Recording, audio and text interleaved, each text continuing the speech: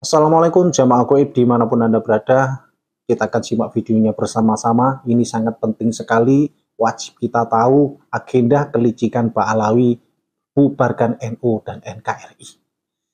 Kita akan simak videonya awal sampai akhir. Dan nanti di akhir video kita akan tampilkan sejarah Pak Alawi yang sebenarnya. Agar kita tidak mudah dibodohi, tidak mudah untuk dikibuli oleh kelompok-kelompok yang mengaku cucu Kanjeng Nabi. Untuk lebih jelasnya, mari kita simak videonya bersama-sama. Sekarang Anda tahu terjadi Balwisasi Yamanisasi di Nusantara ini. Pelakunya klan Habib Alwi. Apa tujuan klan Habib Alwi dengan Balwisasi Yamanisasinya itu? Tujuan klan Habib Alwi persis sama dengan apa yang Zionis Israel lakukan ke bangsa Palestina, yaitu membunuh bangsa Indonesia, menjajah dan menguasai teritori Nusantara ini. Saya sudah menjabarkannya dalam banyak tulisan dan video terkait hal tersebut. Untuk dalam bentuk tulisan silakan ke pwils.net atau RMI NU Banten. Di video ini saya akan menjelaskan lebih lanjut mengenai operasi klandestin Balwisasi Yamanisasi itu, yaitu tentang posisi dan peran lembaga Al-Khairat dan Habib Idrus Salim Al-Jufri, guru tua, dalam operasi klandestin Balwisasi Yamanisasi sebagai instrumen klan Habib Balwi guna menguasai Indonesia Tengah dan terutama Timur. Saya akan ajak Anda ke video penjelasan dari Kiai Haji Agus Sunyoto. Mohon perhatikan baik-baik bagaimana delegitimasi terhadap NU, rencana memecah NKRI menjadi dua bagian, dan klan Habib Balwi dan Hadrami Non Ba'alwi lah aktor utamanya melalui FPI, HTI, Gerakan 212, 414, dan lain-lain yang segerombolan. Yang pertama, ini menurut pandangan saya, tahun 2014 di sebuah perguruan tinggi ternama di Jakarta diadakan seminar sejarah nasionalis Indonesia. Ya. Pembicaranya adalah para doktor, ya, dan sejarawan nasional. Saya tidak tahu, NU diundang tapi tidak ada yang datang. Yang datang hanya reporter NU online, Abdul Alawi namanya. Ya, habis datang ke situ, ya, Abdul Alawi ini nunggu saya. Ya, ketika saya datang ke PBNU, saya dilapori. Ini hasil seminar, ya, yang dilakukan di perguruan tinggi besar ini. Itu semua pembicara mengatakan dalam pergerakan nasional Indonesia, ya, perintisan mulai kebangkitan nasional sampai Indonesia merdeka, sampai membentuk negara Kesatuan Republik Indonesia, satu-satunya organisasi yang tidak punya peranan apapun NU. Ya. Jadi NU sama sekali tidak punya sumbangan apapun pada negara ini. Itu pandangan para sejarawan. Ya. Pandangan para sejarawan tentang NU. Sampai dengan sinis mereka mengatakan PKI itu aja punya peranan kok, ya, pernah berontak melawan kolonial, melawan Belanda tahun 1926. Ya, NU nggak pernah, ya, nggak punya peran apa. Rupanya mereka sangat yakin dengan sejarah versi mereka, ya, di mana dalam sejarah versi mereka itu sumber-sumber itu kan semua tersimpan di museum-museum dan perpustakaan di luar negeri. Ya. Mereka yakin orang NU nggak bakal bisa masuk ke sana. Ya. Kalaupun pernah ada yang ke Leiden, nggak bakal bisa baca dokumen itu. Nah, bahasa Belanda. Kalau ke Inggris juga nggak bisa baca itu. Ke tempat lain, ke Jepang juga nggak bisa baca dokumen-dokumen itu. Ya, pokoknya NU ini dianggap kumpulan orang bodoh yang asal ikut gitu aja. Itu 2014. 2015 ada satu peristiwa, ya, NU diundang, ya, dalam pertemuan di kafe yang terletak di Jalan Kemang Utara, ya, yang datang ke sini, ya. Nah, di situ yang dibincang adalah ketepatan penggunaan istilah Indonesia dan Nusantara. Ya, mereka membincang penggunaan sebutan Indonesia itu tidak cocok karena itu bahasa asing. Yang cocok adalah Nusantara. Ya. Rupanya di situ NU diundang. Karena mereka menganggap NU itu Islam Nusantara. Ya, itu tanggal 17 Oktober 2015. 3 hari kemudian, tanggal 20 Oktober 2015, kita diundang lagi di tempat yang sama. Tapi kali ini bahasanya lain. Ya, ada 2 tema utama yang dibahas. Tema yang pertama, pembubaran NKRI. Jadi Indonesia mau dibubarkan. Ya, jadi mereka lewat jaringan luar negeri, ya, lembaga-lembaga internasional, nanti mengusahakan agar semua lembaga internasional memberikan penilaian bahwa Indonesia adalah negara gagal. Ya, wis korupsinya terkendali, kemiskinan meluas dan seterusnya. Ya, di situ pelanggaran HAM dan itu nanti akan dicap. Ya, kalau jadi negara gagal ya bubar, nanti ganti negara baru. Seperti dulu di Afrika ada negara namanya Rhodesia, ya, ganti Zimbabwe, ada dianggap gagal. Indonesia juga akan dibegitukan. Ya. Nah, kalau NKRI sudah dibubarkan, maka mereka merancang kedua akan membentuk Negara Rakyat Nusantara (NRN). Ya. Yang untuk saat itu sudah terbentuk, wali negaranya namanya Didi Samhudi Suyuti. Ya. 20 Oktober itu. Jadi jelas mau membubarkan NKRI. Yang tidak pernah mereka sangka dan tidak pernah terpikirkan, 2 hari kemudian, 22 Oktober, Presiden Jokowi, ya, menetapkan 22 Oktober sebagai Hari Santri. Ya. Dan yang di luar perkiraan mereka, begitu Hari Santri ditetapkan 22 Oktober, pesantren se-Indonesia itu upacara bareng dan sepakat NKRI harga mati. Ya. Oh, itu rencana kacau mereka. Ya. Tapi mereka masih melanjutkan rencana itu. Ya. Salah satunya kita bisa lihat gerakan 411 dan gerakan 212. Mereka yang biayai. Ya. Mau menggulingkan Jokowi, bukan hanya menggulingkan Jokowi, tapi mau membubarkan Indonesia. Itulah tanggal 212 itu bagian dari kelompok itu ditangkap sama Polri. Rami. Termasuk nanti diikuti pembubaran ATI. Memang jaringannya ke sana nanti. Karena Indonesia akan dibagi 2, Negara Rakyat Nusantara itu wilayah Indonesia Timur, Indonesia Barat, ya, Kalimantan sampai Sumatera itu khilafah bentuk negaranya. Ya.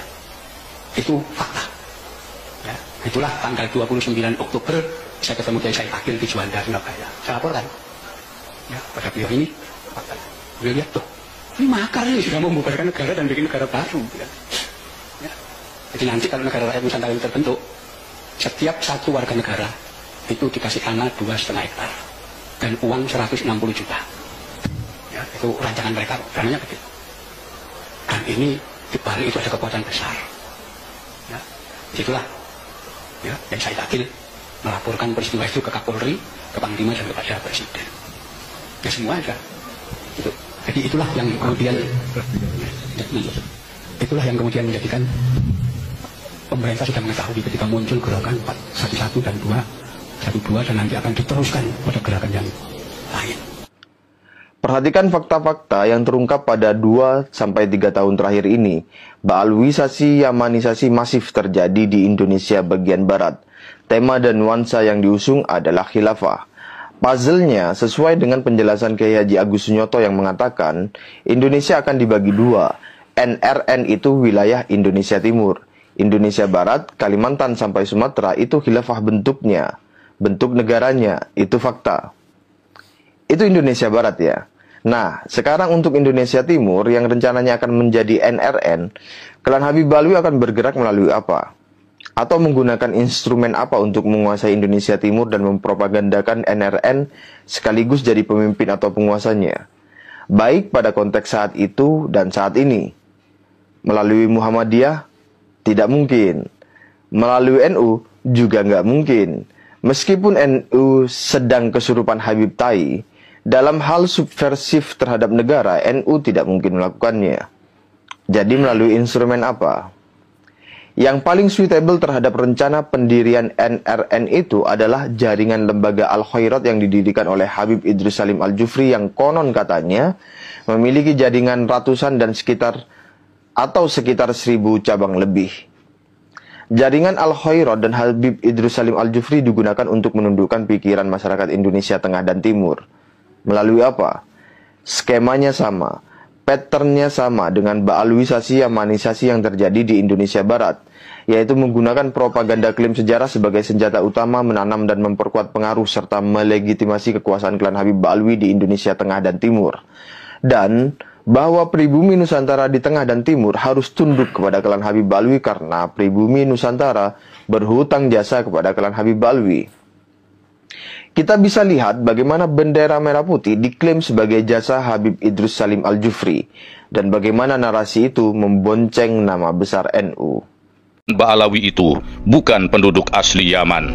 Mereka adalah kaum imigran dari keturunan Kaukasus. Yang mengejutkan, informasi terbaru juga menunjukkan bahwa diskursus batalnya nasab klan Ba'alawi yang telah berlangsung selama 29 bulan di Indonesia kini telah menjalar jauh ke berbagai negara, bahkan sudah sampai di negeri Yaman. Ulasan berikut menarasikan sejumlah fakta bahwa tak hanya klaim klan Ba'alawi yang mengaku sebagai cucu Nabi yang ditolak oleh umat Islam di Yaman, khususnya Hadramaut, namun mereka juga tertuding sebagai pihak yang telah memperburuk citra Hadramaut, khususnya Tarim, sebagai negeri tempat lahirnya kisah-kisah khurafat.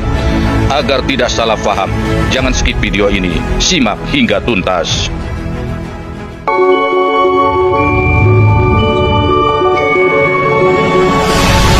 Assalamualaikum warahmatullahi wabarakatuh. Disebutkan bahwa orang-orang Yaman, khususnya Hadramaut, sudah lama tahu bahwa klan Ba'alawi itu memang bukan warga Yaman asli. Nenek moyang mereka adalah imigran yang berasal dari Kaukasus. Data tes DNA pun jelas menunjukkan mereka berhaplogrup G, bukan J1. Jadi Ba'alawi itu Arab saja bukan, apalagi keturunan Nabi. Pada tanggal 23 Agustus tahun 2025 telah dilaksanakan seminar ilmiah di Yaman terkait nasab dan sejarah Ba'alawi.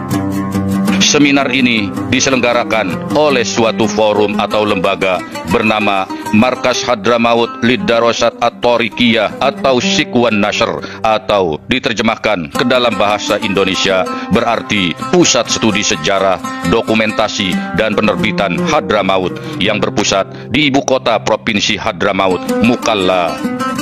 Narasumber utama dalam seminar ini adalah Syekh Awad Salim Hamden, seorang ilmuwan dan sejarawan yang terkenal karena perhatiannya terhadap sejarah Hadramaut, terutama tentang kota Tarim.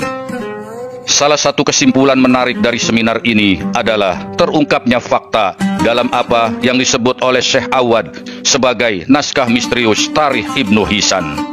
Di dalam manuskrip ini terungkap adanya ketidakkonsistenan historiografi tentang Faqih Muqaddam, di mana dalam kitab-kitab Ba'alawi masa belakangan disebutkan bahwa Faqih Muqaddam belajar tasawuf kepada Abu Marwan dan dialah yang pertama kali bertasawuf dari keluarga Ba'alawi, bukan Ahmad bin Alwi. Dalam seminar tersebut, Syekh Awad juga menyebutkan bahwa Muhammad Sohib Mirbat yang selama ini diatribusikan sebagai kakek dari Ahmad bin Alawi adalah tokoh legenda alias fiktif. Dia juga menegaskan bahwa penelitiannya ini sesuai sebagaimana yang dikatakan oleh hasil penelitian Alexander Knight dari Universitas Michigan, Amerika Serikat. Dalam silsilah nasab Rizik Syihab, bahkan seluruh habaib yang ada di Indonesia, jelas tertulis bahwa Sohib Mirbat adalah salah satu pongkol nasab mereka. Jika fakta menunjukkan sosok ini hanya fiktif, maka jelas nasab klan Ba'alawi di Indonesia seketika runtuh. Penting diinformasikan, Syekh Awad Salim Hamden adalah sejarawan Hadramaut yang sangat dibenci oleh klan Ba'alawi.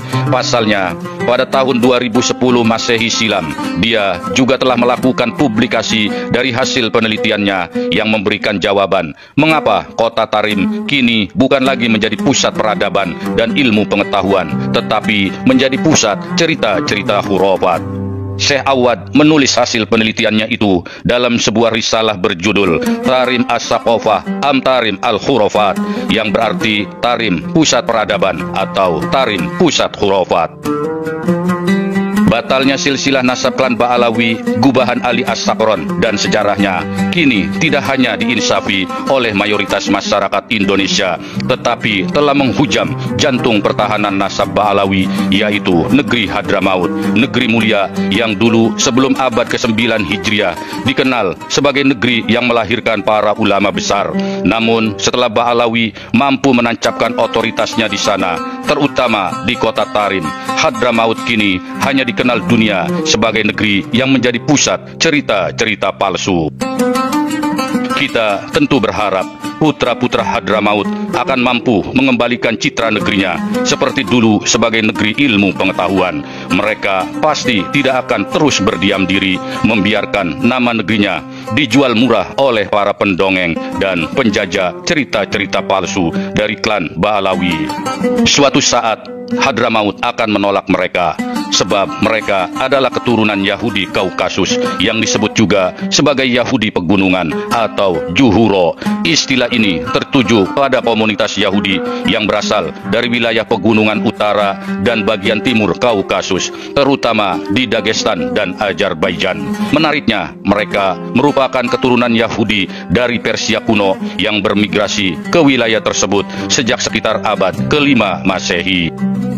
Oke, jamaah goib dimanapun Anda berada, kita sudah simak videonya awal sampai akhir, agenda kelicikan Ba'alawi dan siapakah Ba'alawi yang sebenarnya.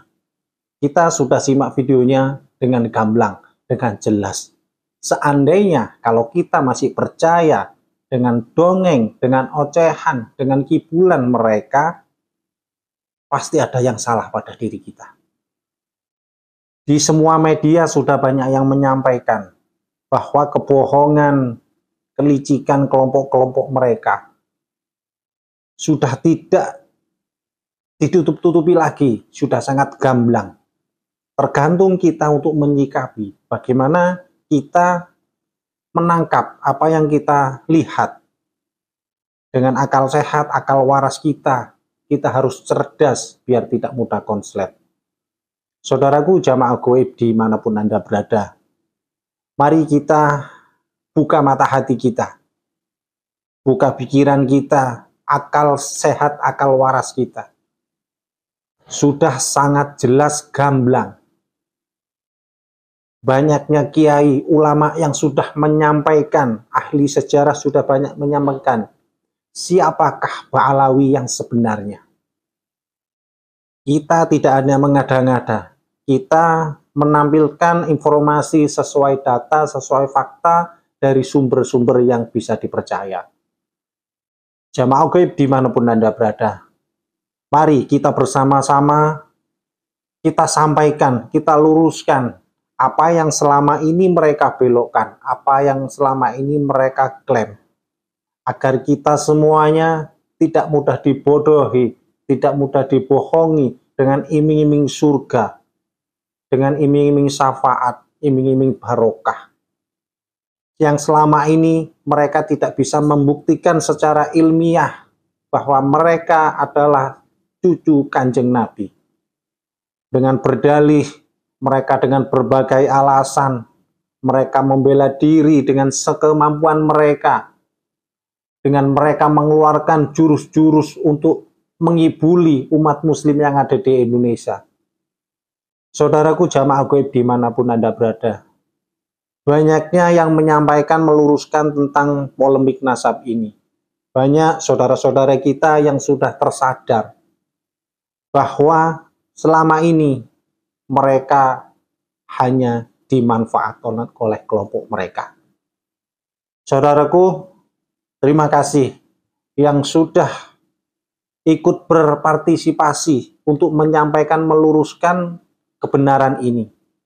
Kami segenap admin dan tim dari channel ini menghimbau dan ingin menyampaikan kepada saudara-saudara semuanya agar kita harus waspada, kita harus jeli untuk mencermati setiap kita mengikuti majelis. Tidak ada larangan kita mengikuti majelis dimanapun Anda berada. Tetapi harus kita ingat, apa yang narasumber sampaikan, kita harus jeli, untuk mencermati agar kita tidak tergiring kepada orang-orang yang tidak bertanggung jawab. Terima kasih saudaraku semuanya, jamaah gaib di seluruh mancanegara yang dirahmati Allah. Semoga video ini bermanfaat sebagai edukasi untuk pembelajaran, untuk meluruskan, mengasah otak dan pikiran kita agar tidak mudah dibohongi. Terima kasih yang sudah support channel ini, semoga bermanfaat, barokah untuk kita semuanya. Sampai bertemu di video berikutnya. Tidak ada unsur untuk mengadu domba atau menjelekkan pihak manapun. Video ini ada sebagai edukasi, pembelajaran untuk mengingatkan kita semuanya agar kita tidak mudah dibohongi sekali lagi. Sampai bertemu di video berikutnya. Bila mana ada salah kata, kami mewakili segenap admin. Mohon maaf yang sebesar-besarnya. Sampai bertemu di video berikutnya. Ojo lali moco sholawat. Assalamualaikum warahmatullahi wabarakatuh.